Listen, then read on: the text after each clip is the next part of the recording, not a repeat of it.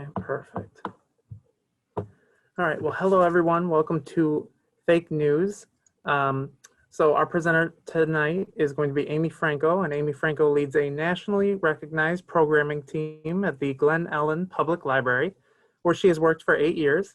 She holds dual Bachelor of Arts degrees from the University of Illinois at Urbana-Champaign and a Master of Science in Information Studies from the University of Texas at Austin. Franco designs and coordinates public events, traveling exhibitions, and community engagement efforts, skills that have solidified her reputation as a leader in creative programming and continuing education for library workers. She previously served on the 2019 ILA Conference Program Committee. So without further ado, Amy Franco. Thank you so much, Duke. Good evening to everybody, and thanks for joining me. Like Duke said, I work at the Glen Ellen Public Library. I worked there for a number of years, and I am the assistant director of the adult department, and I'm also a programming librarian. And what that means is I design a lot of our public events, traveling exhibits, community engagement efforts. I do a little bit of everything at my library. And I just designed this class about 4 years ago with a colleague who actually works at your library now. Unfortunately, he couldn't join us tonight.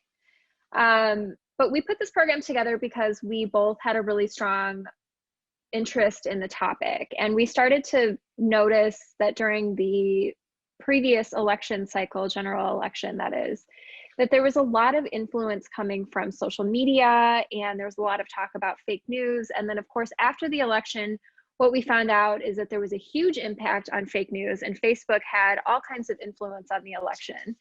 And so we thought people need to understand what they're doing when they are interacting with news online. And so we put this presentation together just to kind of inform the public and talk to you a little bit about what librarians do and why you might want to ask your librarian for help deciphering fake news. And what you may not know is that librarians undergo extensive training to recognize when information is needed. And we have the specific ability to locate, evaluate, and use that information effectively, which are skills that we refer to in the profession as information literacy. So I've got a lot of information to cover, and we only have an hour, and you'll find that a lot of things don't happen linearly in this discussion. So I'm going to ask you to put all of your questions in the chat. We will try to get to as many of those at the end as possible. I'm going to leave you with my email address. You can contact me at any time.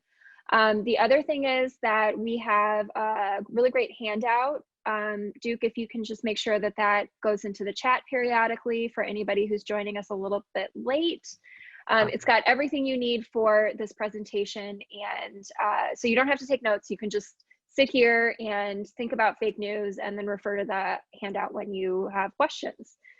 So the other thing that I'll tell you about is that this is a really highly politically charged topic, and we are 3 weeks ahead of a general election.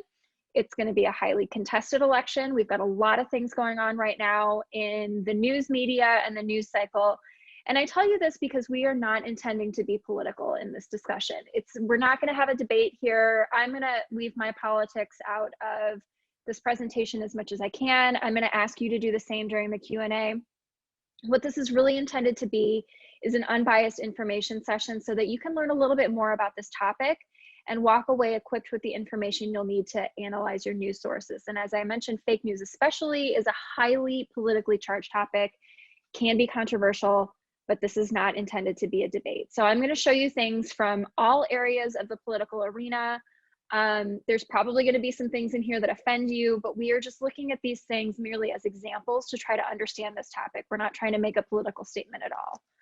So I just tell you that because in the Q&A, I'm just going to skip over anything that's really highly politically charged, and I just ask you to keep your politics out of this as much as possible. So I hope that you learn a lot. As always, you can contact your library when you have questions about fake news. If you live in Orland Park, you have fabulous librarians. I personally know and have worked with 2 of them. And anybody who works at your library, any librarian who works at your library is qualified to answer your questions. So this is not something that's unique to Glen Ellen or to any library that I've worked for.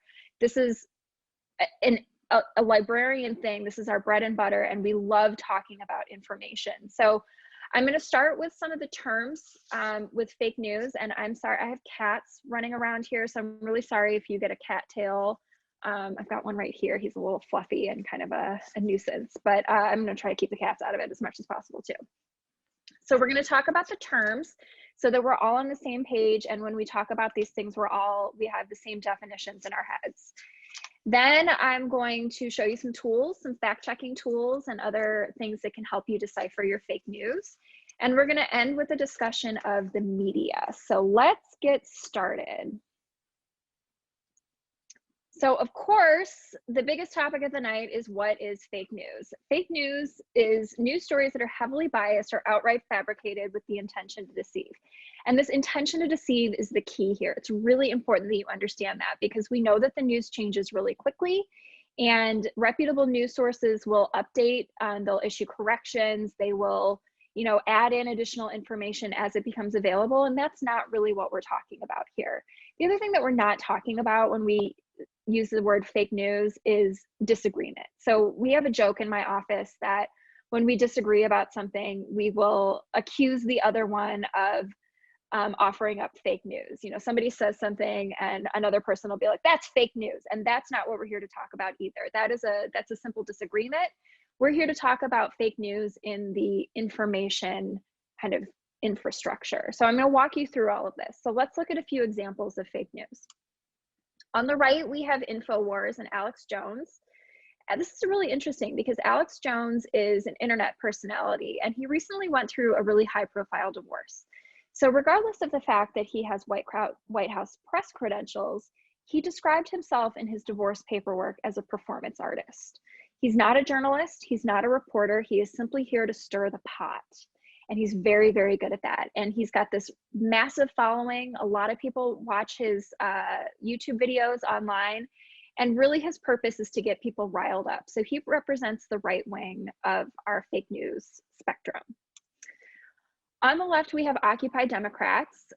This is kind of a blog. It started as like a social media blog, a lot of things going on Facebook. And we have a joke in my office, and the joke is this.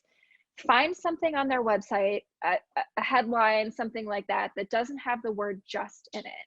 Everything is just happening. This is just released. Everything is breaking news. And we don't like that in the information world. We like to analyze our news sources. We like to think critically about these things. And we know that not everything is breaking news. And a lot of times this blog will take things out of context. It may be out of date.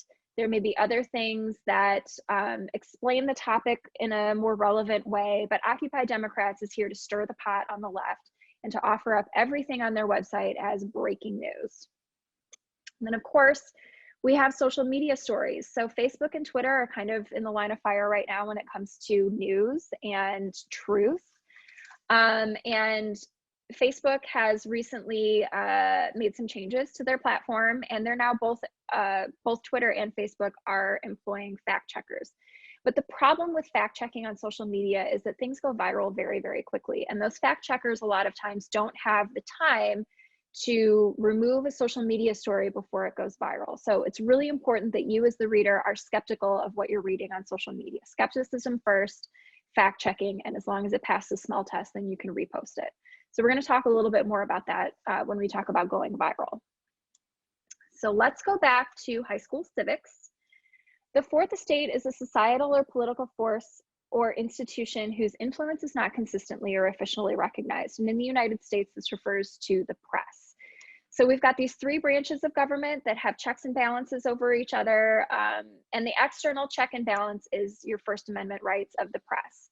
So in our government, our federal government structure, we've got, as I mentioned, these three checks and balances, and the press kind of comes from the outside and questions all of these things to make sure that, ethics are being upheld, there's no corruption, they're doing their best to do all of these things. But in this news media cycle where things are changing very, very rapidly and people can post whatever they want online, that can be really, really difficult. So satire and comedy. Satire is comedy pieces designed to look like news, which are usually intended to criticize, ridicule, or scorn.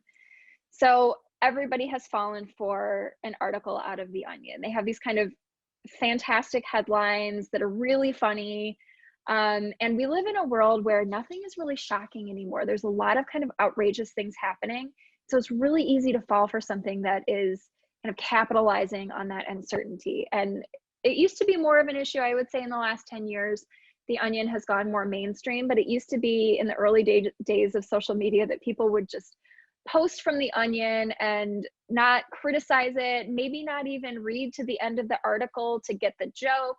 And satire loves that. They love it when you fall for it because it's really funny when it happens. So of course, Saturday Night Live is one of the best known,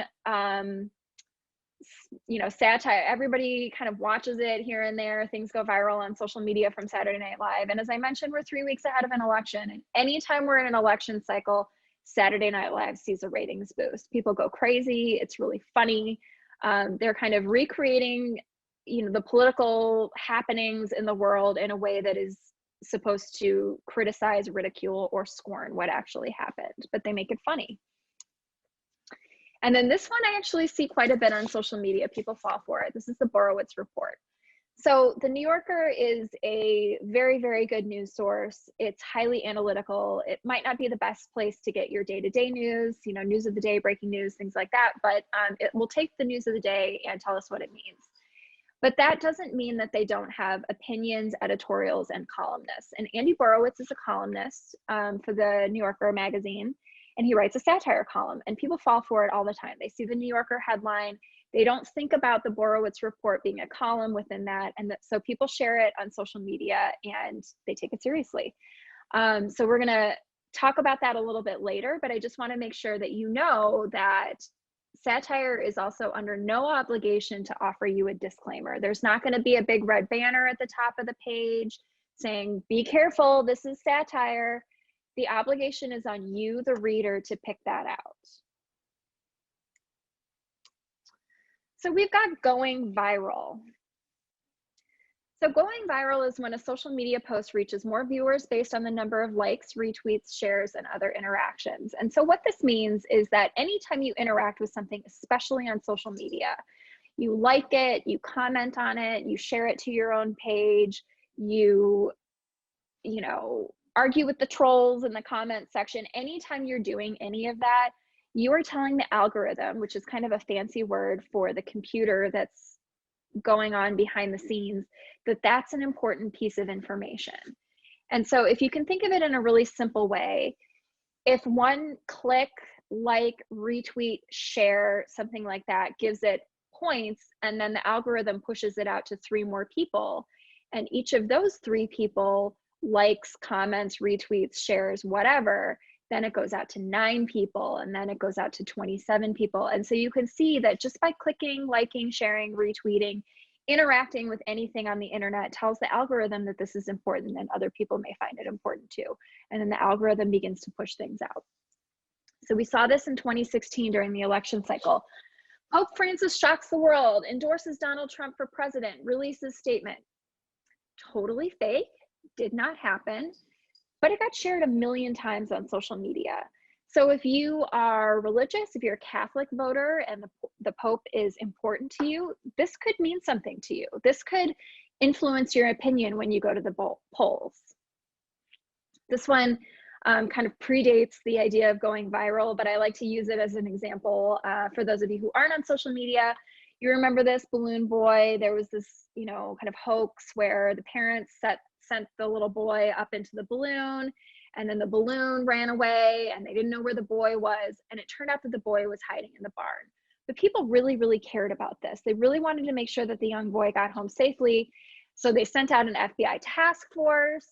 CNN broke into your daytime programming to give you updates on it. This was kind of in the early days of going viral because they knew that people really cared about this story and that it was more important than whatever, soap opera or whatever it was that they were watching during the day. And so they wanted to keep people updated.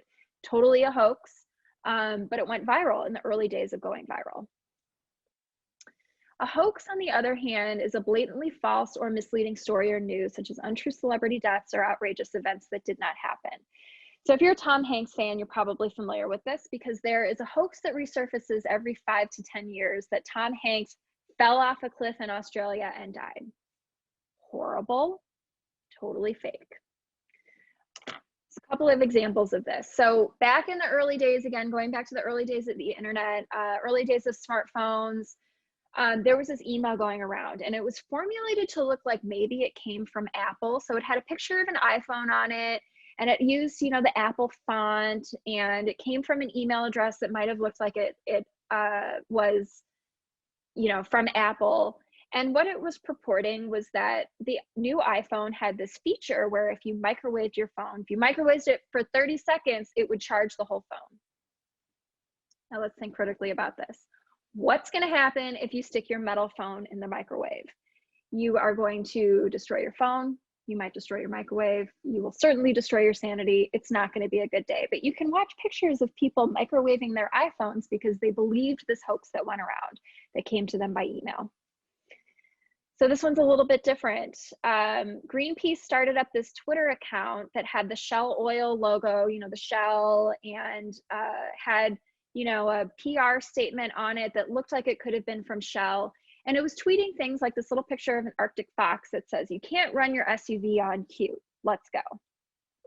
People were horrified because this was right at the time when we were starting to hear about, you know, environmentalism and, you know, global warming, climate change, things like that. And it looked to people like Shell was thumbing its nose at, you know, this little Arctic fox. Turns out it was a complete hoax. It was started by Greenpeace. Greenpeace got a lot of traction out of it. It was a PR stunt for them. They already also got their hands slapped. But Shell really, you know, did not benefit from this. It was really kind of a bad PR thing for Shell. So you have to be really careful. Just because it's on the internet doesn't mean it's true. So trolling is disregarding internet etiquette in an attempt to elicit a highly emotional response, which is sometimes funny and sometimes serious. It can lead to doxing, which I'll mention in a minute, and it's very closely related to cyberbullying. So this is a simple graphic of a troll, and basically the troll is just here to stir the pot. So trolls like to hang out in the comments section, and it's because this is where people have a little bit of a voice and they can talk to each other. And the troll a lot of times will post really, really inflammatory things in an effort to get you to respond. They don't care. They may not even believe it. They're just there to kind of stir the pot. So Leslie Jones is a comedian. She used to be on Saturday Night Live, and she was in a movie, and she was in the Ghostbusters remake. She got kind of mixed reviews. Some people liked it, some people didn't. And a lot of people were tweeting about it. They were posting on Twitter their opinions, interacting with film critics, things like that. And Leslie went on Twitter and she addressed her critics. She was trying to change their minds. She was trying to engage in a dialogue with them, you know, oh, give it another chance. You might actually like it. Responding to your critics is like blood in the water for the trolls. So the trolls came out of the woodworks. They said some really horrible things about her. So horrible that I can't even show you what they said. She was being harassed, she got threats, she got all kinds of just awful, awful things said to her. And somebody released her personal information. They found her home address and her cell phone, and they posted it to social media. So the threats and the harassment went from happening in kind of an online, you know, Twitter experience to being kind of a real world scary thing. And she had to leave Twitter for a lot of time. She's back now, but this was really devastating for her. It, you know, really got to her, and it can be really, really serious. So it's a little bit lighthearted, more lighthearted. So somebody went to Florida, and this was in the time when there's a lot of criticism about our legislators not taking town halls. And so somebody went to Florida and they hung up these missing posters of Marco Rubio. So they looked like, you ever seen those like missing dog flyers that you might see on like a telephone pole? And they have a little pull tab at the bottom. If you've seen this dog, pull this tab, call this number. Well, somebody posted that around Florida, and the number was the phone number to Marco Rubio's office. So it was kind of a trolling, you know, an effort to make a political statement about what was happening in Florida, which was the criticism that Marco was not taking a town hall. So post-truth was Oxford Dictionary's 2016 word of the year. So I don't have a graphic that shows the continual increase of this word beyond the election, but you can see in the months leading up to the election, there was a huge explosion of the use of this word. And what it means is it relates to or denotes circumstances in which objective facts are less influential in shaping public opinion than appeals to emotion and personal belief. So we see this a lot in stump speeches. A politician will take the stump and they will get the crowd all riled up. Everybody's, cheering. And then they'll say something like, violence is increasing and we need to do something about it. And then the crowd goes wild, but the facts don't support it. So we know there's been a lot of violent activity recently. We've got some political events happening that are, turning some places into hotspots of violence. But in the last 30 years or so, we've seen a pretty consistent decrease in violence. But if you're somebody who supports gun rights, if you're somebody who supports increased policing, any of these things, hearing that rhetoric is really going to speak to you, especially if you're in a crowd, especially if you're, cheering for somebody that you really care about. And so what this does is it throws the facts out the window and it makes the appeal to your emotions the most important thing. So an echo chamber is a room with sound reflecting walls used for producing hollow or echoing sound effects. And on the internet, this refers to surrounding yourself with like-minded people and rejecting differing opinions. So we've got a really simple graphic. But basically what this means is it especially applies to social media. So if you're on Facebook and you in the early days of Facebook, everybody was like friending everybody that they went to high school with, trying to reconnect with people from their past. And then they found out that sometimes those people that they went to high school with don't agree with them politically. And so if you defriend them, if you stop interacting with them, you're narrowing your echo chamber. And the reason that this becomes really dangerous is because if you're somebody who is really politically engaged, sorry, I've got a cat here. If you're somebody who's really politically engaged and you're talking politics and you've got a really narrow echo chamber, then people could potentially capitalize on that and post something that's either taken out of context, it may be outright fabricated, it may be out of date, anything like that. But the echo chamber is not going to question it because you are surrounding yourself with people who agree with you. And so the echo chamber, you put it out there and then people are like, yeah, yeah, yeah. And then it keeps reflecting. Think of, being in like a hallway with nothing that's going to dampen the echo. It just gets louder and louder. And this is another way of saying that something could go viral because nobody is questioning it. Clickbait on the internet is content whose main purpose is to attract attention and encourage visitors to click on a link to a particular web page.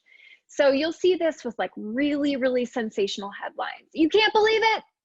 It's going to shock you. The ones that I really like are like 17 reasons your cat is trying to kill you. You won't believe number 4. So again, when we think critically about this, we're remembering that anytime we click something on the internet, we interact with it in some way, like, comment, share, retweet, any of those things, we're telling the algorithm that this is important. So if it's 17 reasons your cat's trying to kill you and it's really tongue-in-cheek because it's a BuzzFeed listicle, probably not going to hurt anybody, but you just want to be aware of that. So these are some Facebook posts that I pulled off of Facebook in the last few years. And I know that, Facebook has changed its format a little bit, but look at these, they're all fake. They're not affiliated with a major organization or with a think tank or with a research institution. And they're really interesting. I think they're really interesting. Like this one, South United, it's sponsored. So somebody paid for this to go out to more people. On Facebook and a number of other social media platforms. You can pay a little bit of money and it basically boosts your ratings in the algorithm. And 137,000 people liked this, but it's not affiliated with any organization. So this person may be hanging out in his mom's basement and he's posting things that this 137,000 people are listening to. They get it into their echo chamber. They're not questioning where it's coming from or who's putting it out. It might be true or it might not. And then it has a tendency to go viral. This one's really interesting too. So this one is BM. It sounds like maybe BLM, could be Black Lives Matter. Totally fake. So somebody paid to put it out. And this was at a time when there were a lot of Black Lives Matter rallies. And so somebody invited 33,000 people to an event at Union Square in New York, and 17,000 of those people said that they were going to go. Now, again, this is a fake organization. It's just somebody hanging out in their mom's basement trying to stir the pot. 17,000 people showed up to this rally. The police didn't know about it. There was no permit.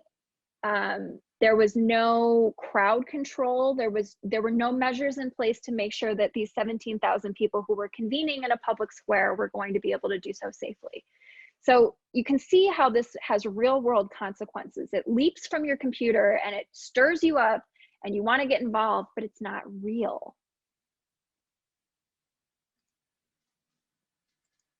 A couple more of these. You can see these are all sponsored.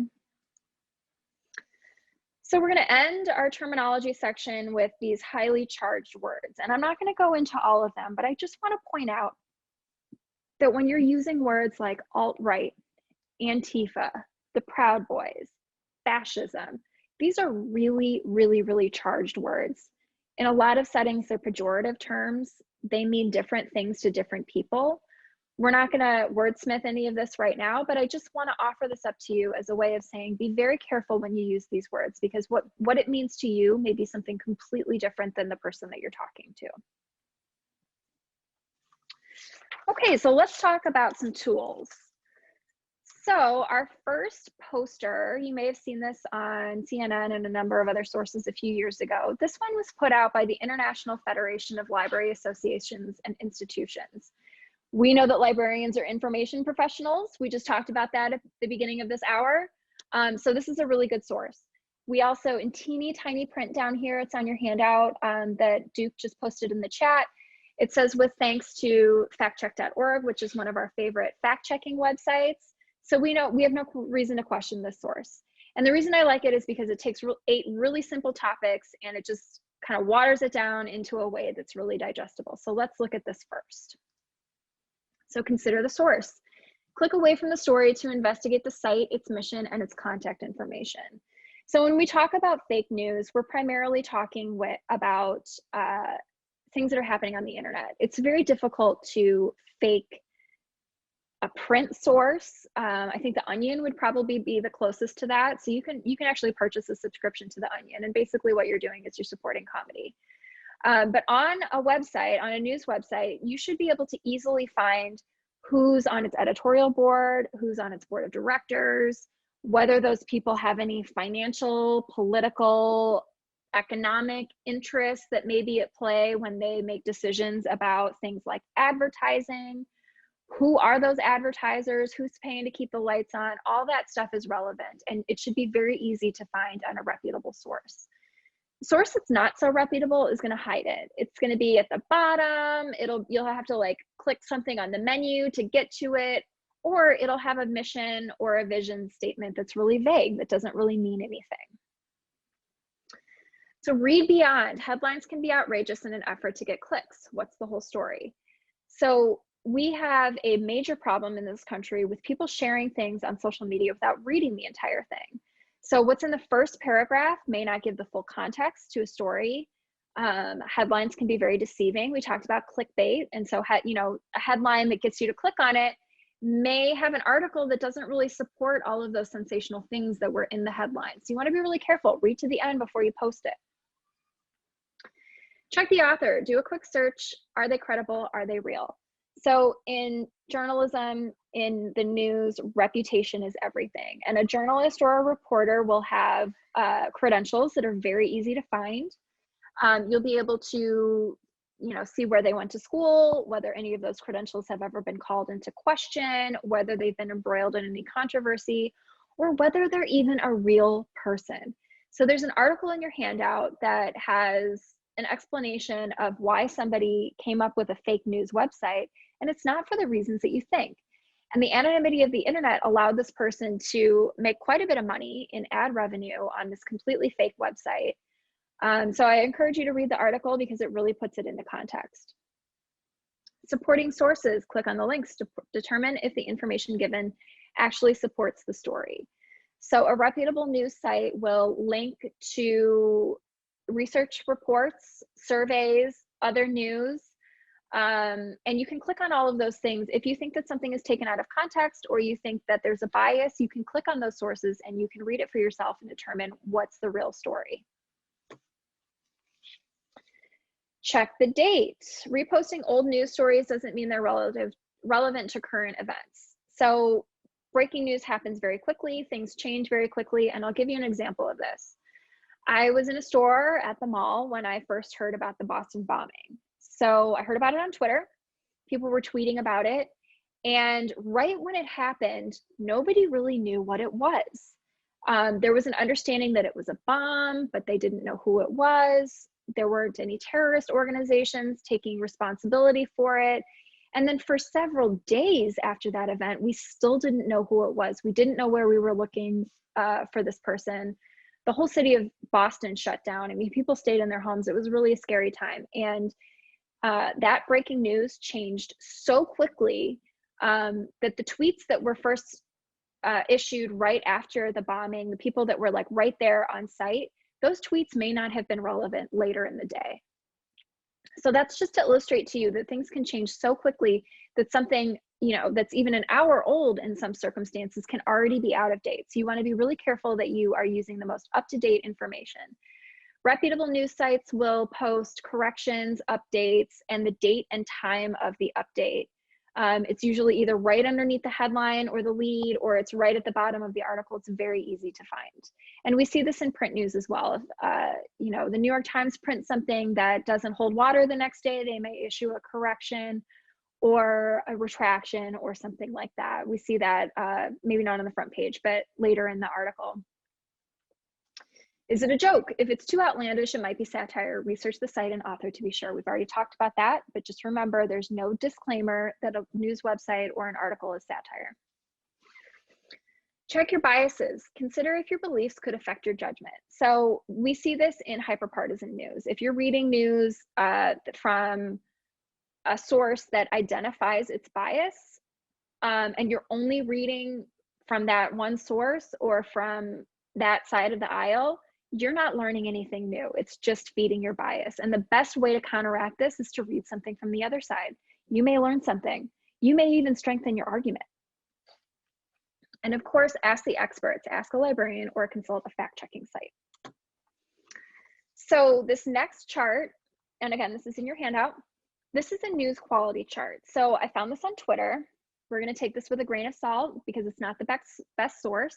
But I have studied this pretty extensively, and I think that this person, her name is Vanessa Otero, and she's a patent lawyer in Colorado. I think she sums up the news in a pretty easy to digest way and compares it to quality. So on this chart, on the x-axis, which is left to right, we have partisan bias. That should be very clear to you. And on the y-axis, that's up and down, we have journalistic quality. And it ranges from complex and analytical up here all the way down here to sensational or clickbait. So right here in this gray circle, right in the middle of your screen, we have a number of daily news, we have a number of daily news sources. So we've got sources like NPR, the BBC, Washington Post, New York Times. I would add into this all of our local network news channels. So channels 2, 3, 5, 7, 9, 11. We've got a couple of our news syndicates. I would add in, you know, the Daily Herald, your local newspaper in Orland Park, anything that comes in print, anything that is published on a daily basis. These are going to be your best source for breaking news. They tend to have minimal partisan bias. Now, it's true that we have some sources that do have a little bit of a bias, but that usually comes from, you know, if you're watching TV news on Channel 5, they may put something in that Channel 7 didn't, or Channel 7 may put something in that all of the other stations are putting in, but Channel 9 didn't.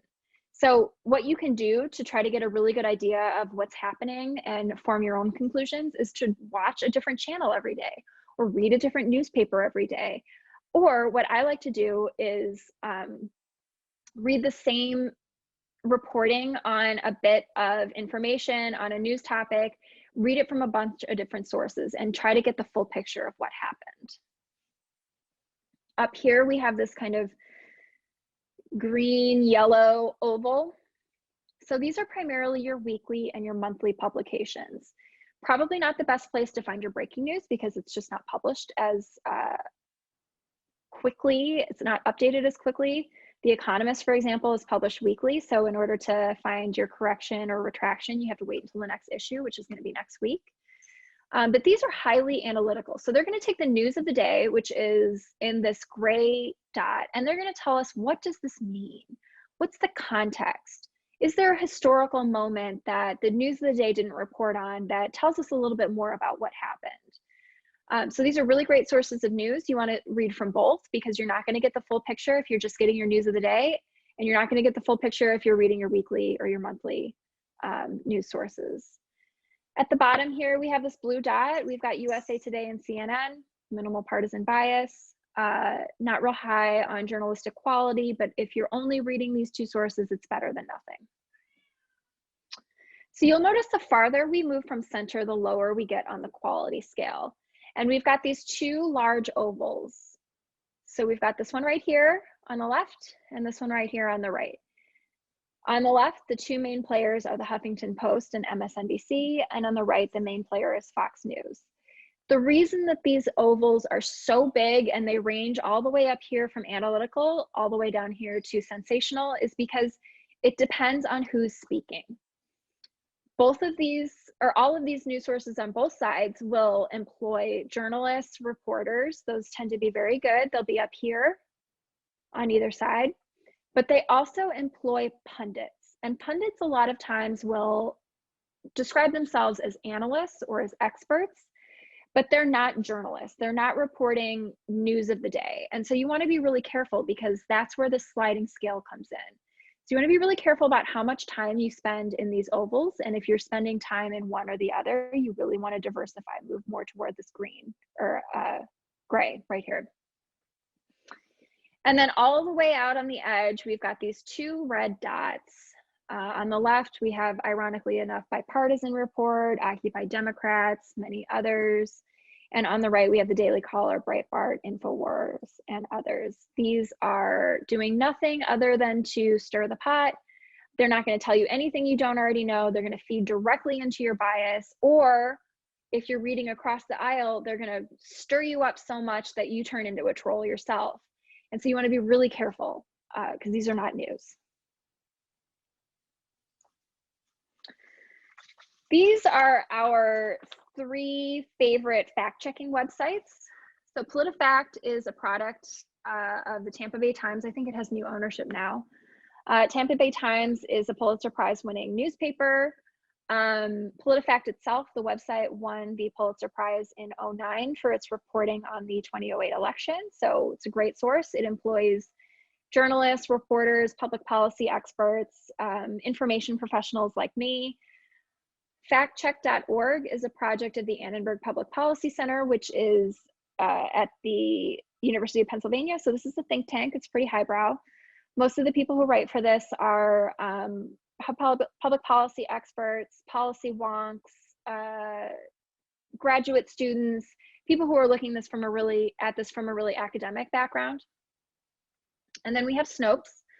Snopes got its start as debunking urban legends, kind of fact-checking rumors, and it's moved more into fact-checking the news. So all 3 of these have a very similar format. They will take a claim or a statement by a politician or something that's going around on social media. They'll give it a rating. PolitiFact and Snopes tend to be pretty tongue-in-cheek. Factcheck.org is a little bit more descriptive. And then they will tell you how they reached that conclusion. So it's going to cite sources. It will go and review the data. You'll be able to find out who wrote that opinion, what their credentials are, whether that article was updated, anything like that. So I like PolitiFact because they have this like pants on fire thing. I think that's really funny. But all 3 of these are really excellent and you can use them interchangeably. And of course, you can go to your library. So as I mentioned at the beginning, this is what we do.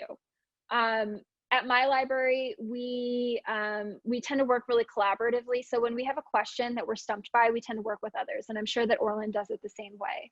So when we get questions about fact checking, or can you help me find a source for this, or I don't know if this is true, those are the ones that we tend to fight over because we rarely get them. And I've given this presentation dozens of times all over the Chicago area, and I could probably count on one hand the number of people who have contacted me for help fact checking their sources. So please remember that your library is here. They love talking about this stuff. They're not afraid of it, and they want to hear your questions. So let's talk a little bit more about the real world impacts of these things. So these are all articles, ads, things like that that I have pulled off the internet in the last few years. So let's look at these. I'm just going to flip through them. These are all fake, by the way. None of this is real.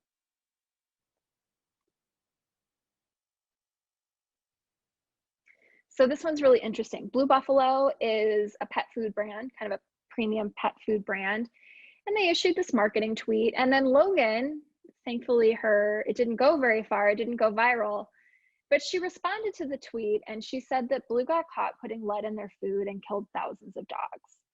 Now, if Logan is your friend, if Logan is somebody that you respect, a celebrity, something like that, and she tweets this and you really trust her, the next time you're at Petco, are you going to buy Blue Buffalo or are you going to buy a competitor's brand? It's going to make you think twice about it. Turned out it was completely fake. Logan, I don't know what her deal was. I think maybe she was a troll. But things like this can really have an economic impact, especially if you're a small business owner.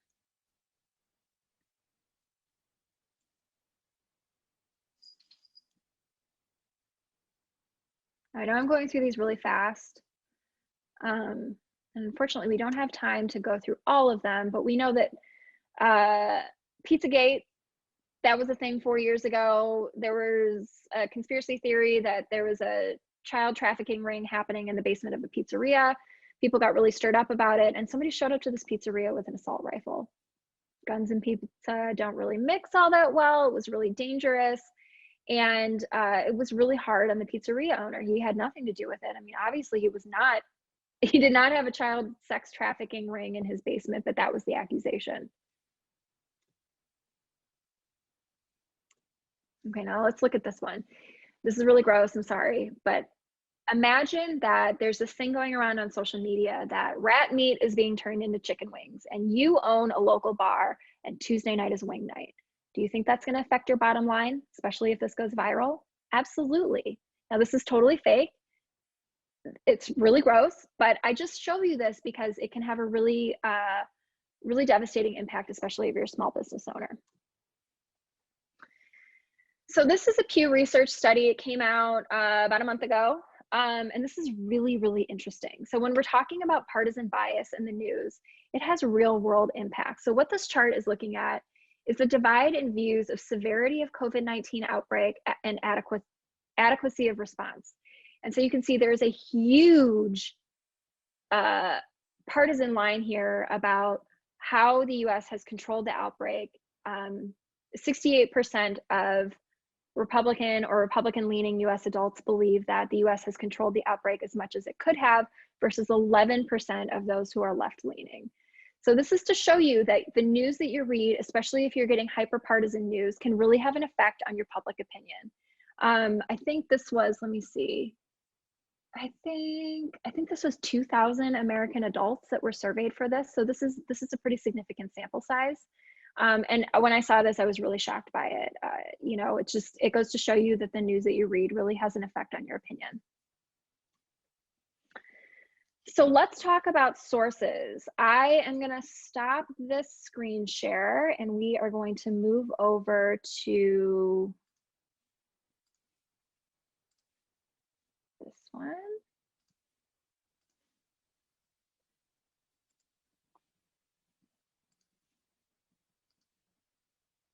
Bear with me here. Okay. So I want you to take your smartphone. I've got mine right here.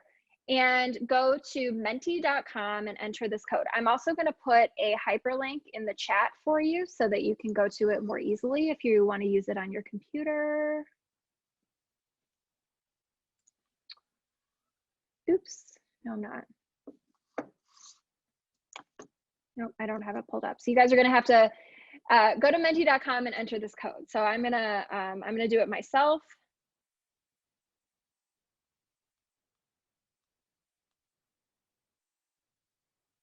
Okay, we've got one person.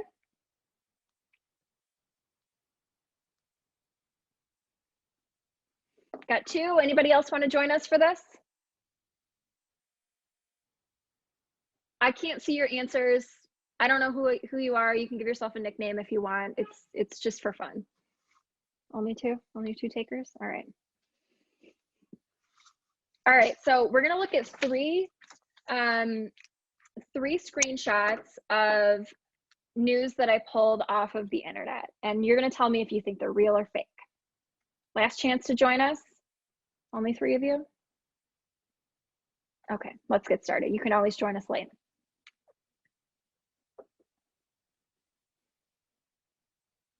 Okay, so it shows up on your phone. Look at this and tell me if you think it's real or fake.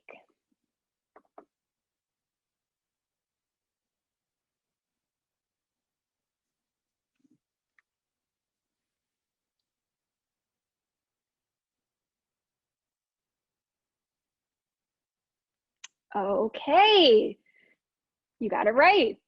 This is fake.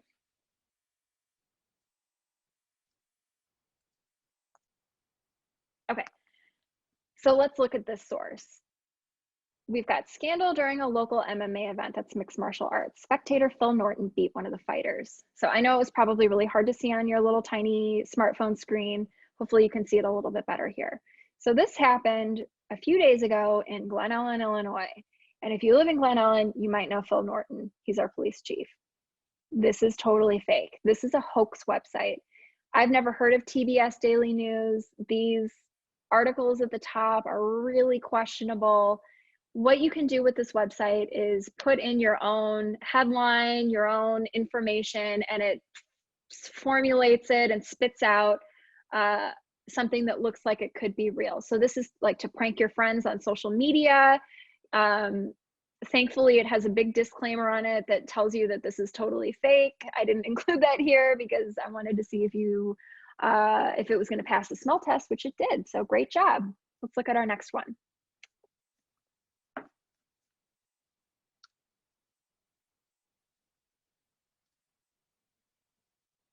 So this is from the New York Post. Tell me if you think it's real or fake.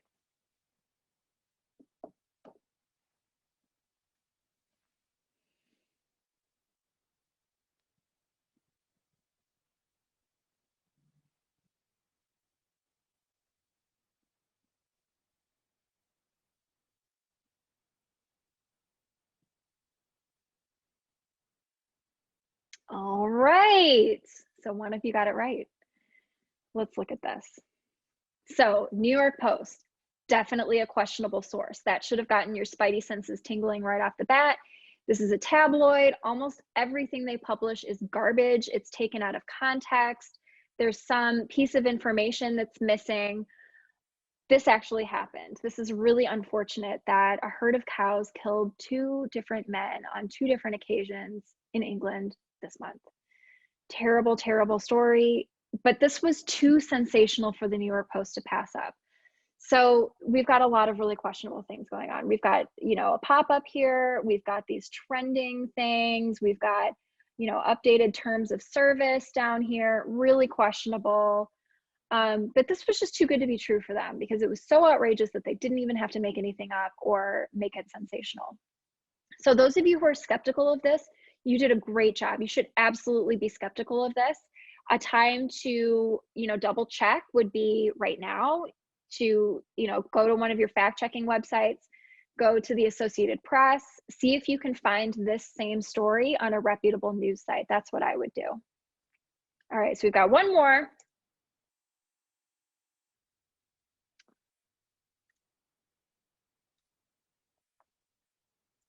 Oops, sorry.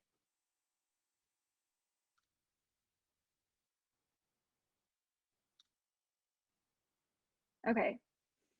So the headline here is Trump says Earth will cool down if everyone just turns on air conditioning. Tell me what you think.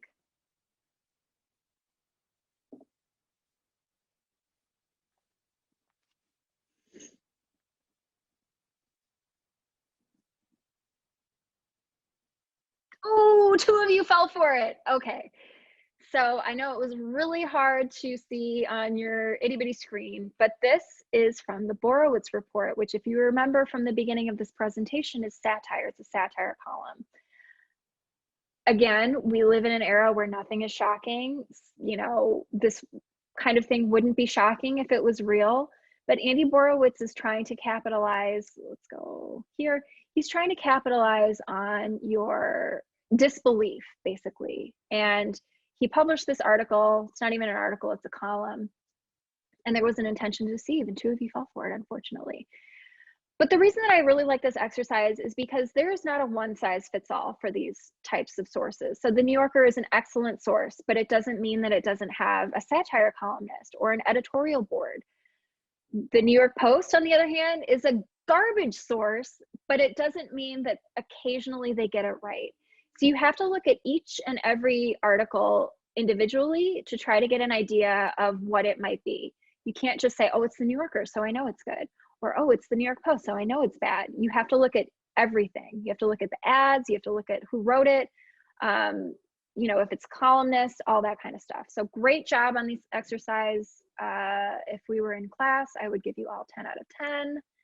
And we're gonna go back to our PowerPoint.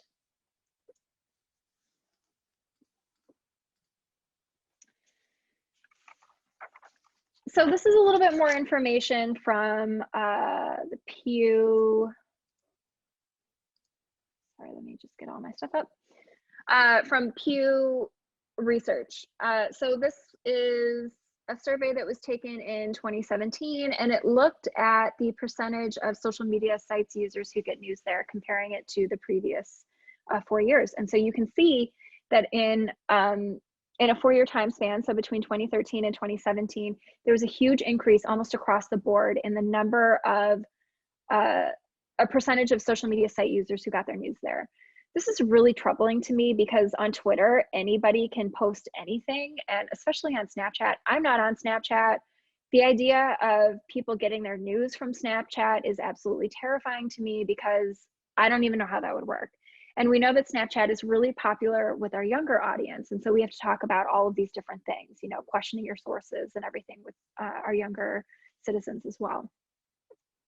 The other thing that Pew found is that the gap between television and online news consumption narrowed in 2017. So from 2016 to 2017. So you can see that we used to have a 19-point gap in users who got their information online versus TV, and that shrunk over just 1 year to a 7-point gap.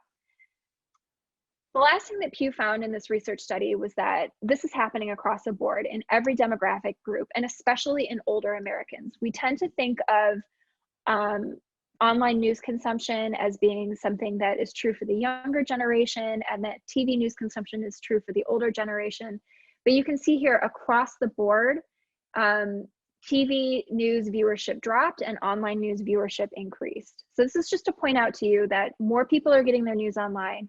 And like we said, just because it's on the internet doesn't mean it's true. You really have to be questioning your sources. You have to be skeptical. I would say skeptical until proven otherwise, because it's so easy to fall for something that may or may not be true. So let's talk about the mainstream media. What does this mean? So we've got these major television networks. So again, these are channels 2, 3, 5, 7, 9, 11 in the Chicago area. They're typically very accurate and unbiased. Now, again, we know that there could be a bias in the type of reporting. You know, if you're watching the same channel every night, you may miss something that other channels are putting in. But the reason that these tend to be very accurate, and these are great places to get your news of the day, is because these feature reporters and journalists. And if you remember from our fact-checking chart, reputation is everything. They don't want to do anything that's going to call their credentials or their reputation into question. I would add to this the BBC. That's the major player in the United Kingdom. There are others around the world who have, you know, TV, like network news. We also have cable TV. So this is where it gets a little bit more questionable. So if you remember those 2 ovals on the news quality chart, this is what we're talking about. So the major players here are CNN, Fox, and MSNBC. There are many others. These can be very biased. The bias comes from who's speaking. So the reporters and the journalists, if they're reporting the news of the day, that tends to be very good. There might be a little bit more of a bias on these news sources than you saw in network news. But where it gets really questionable is when we're watching pundits.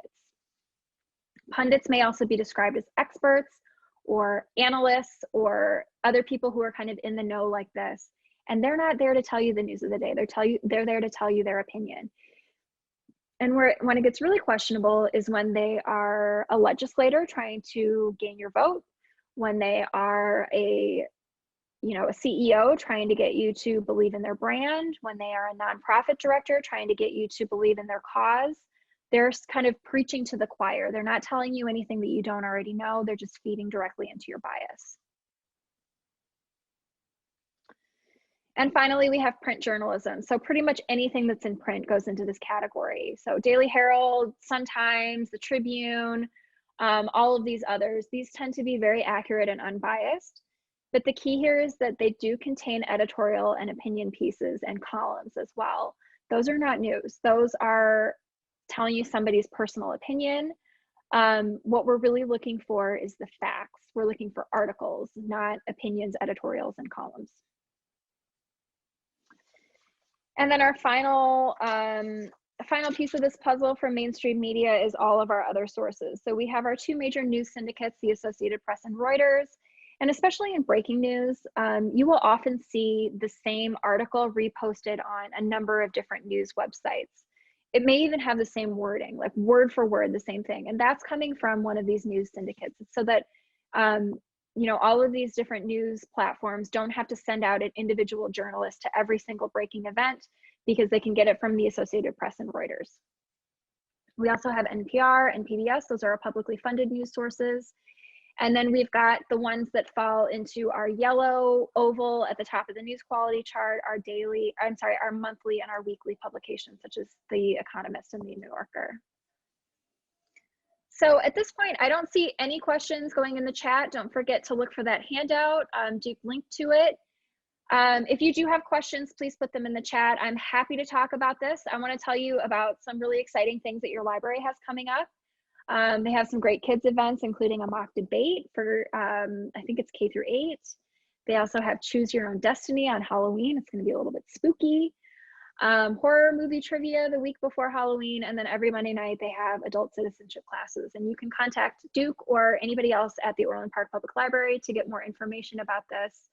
My email address is here. I still don't see anything in the chat, but if you have questions, you can always contact me. You can contact your library. And with that, I guess, Duke, if we don't have any questions, I guess we can kind of wrap it up. Maybe we want to stay open for a few minutes. Yes, we can stay open for a minute or two. I will put in the chat, everyone, my email if you want to contact me, to get more information on any programming.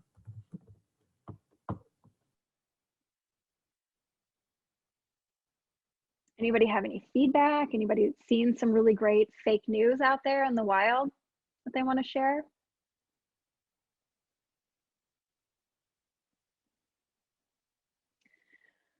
Well, if not, I guess I've answered all your questions. You're going to get 100% the next time you take my fake news quiz.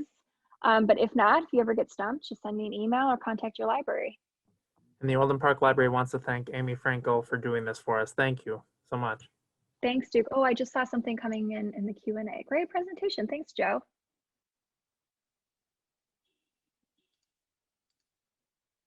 All right. Have a good one, everyone. Send me an email if you get stumped. Love to hear from you.